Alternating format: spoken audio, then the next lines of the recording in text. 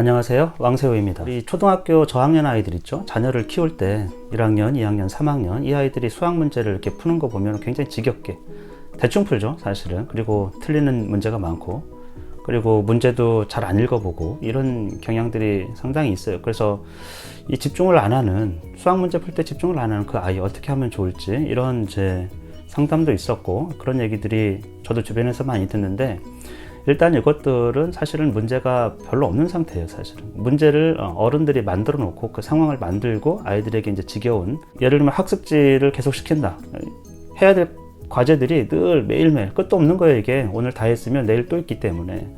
학원 숙제 이런 것도 마찬가지예요. 아이 삶에서는 이게 약간 끔찍할 수는 있거든요. 그리스 신화에 보면 죽음보다 더 끔찍한 지옥, 이것은 반복되는 거예요. 끝도 없는 거, 희망이 없다고 생각하는 거. 그래서 뭐 시지프라든지 탄탈로스라든지 이런 거 보면 끝도 없는 형벌을 당하는 거예요. 프로메테우스도 마찬가지예요. 그 고통을 당하고 이제 죽음으로 소멸되거나 끝나면 괜찮은데, 그게 다시 간이 또 소생돼 가지고 다음날 아침이 되면 독수리가 와서 또 쪼아먹는, 그러니까 이게 계속 반복되는 끝도 없는 어떤 행위, 그것을 계속 해야 되는 삶, 이것이 이제 지옥이죠. 지옥보다도 훨씬 더 끔찍한 거예요. 근데 아이들이 감정이 그럴 수가 있어요. 그러면 그거를 최선을 다해서 해봐야 아무것도 없는 것이죠. 왜? 더 많은 것들이 주어지기 때문에, 그 과제가 더 많이 주어지기 때문에. 그런 방식으로 수학을 잘 할 수 있느냐? 더 못하게 만드는 거고요. 아이들이 성취를 느껴가면서 할 수 있도록 하는 게 아니고 계속 좌절감, 실패 경험 이런 것들을 자꾸 주는 거예요. 그리고 대체로 부모님이 가르칠 때 아이가 못하는 부분, 틀린 거를 자꾸 주목해요. 그러니까 성취를 느낄 수가 없어요. 인간이 조금 더 나은 상태로 가는 거는 이전의 성취 경험이거든요. 긍정적인 평가, 이걸 통해 가지고 조금 더 이렇게 향상되는 건데, 계속 틀린 거, 왜 틀렸느냐, 그리고 굉장히 그걸 심각한 문제로 본다, 이런 상태가 되기 때문에 아이들에겐 그 자체가 지옥이에요. 그래서 그런 상태를 만들지 않는 거예요. 문제 상황을 부모가 만들고, 그러니까 아이가 문제라고 이렇게 판단하는 그것이 문제거든요. 그러니까 부모가 대체로 문제예요. 그 상황이. 학원을 보내잖아요. 그 학원을 아이가 안 다니고 싶어요. 자연스럽지 않습니까? 내 삶을 내가 가꾸고 싶으니까 의사를 표현해도 그것을 거부당해요.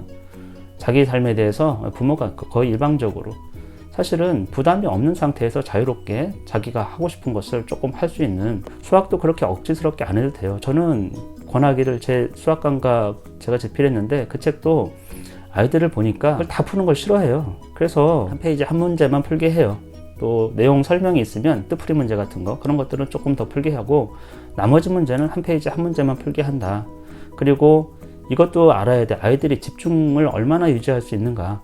보통 사람은 집중을, 어른도 포함해가지고 2분 정도밖에 안 해요. 계속 생각이, 그냥 우리가 의도하지 않아도 딴 생각을 하고 있다는 거예요. 여러분 지금 유튜브 제 영상을 보고 있지만 딴 생각 하실 거예요, 분명히.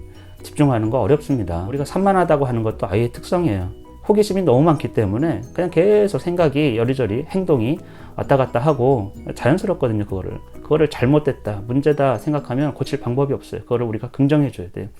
그래서 아이들이 제 생각에는 10분, 15분 넘어가는 것도 어려울 수가 있어요. 특히 수학 같은 거. 자기가 좋아하는 거는 1시간도 집중할 수 있는데, 의무로 부과된 그런 것들은 시간을 좀 줄여줘야 돼요.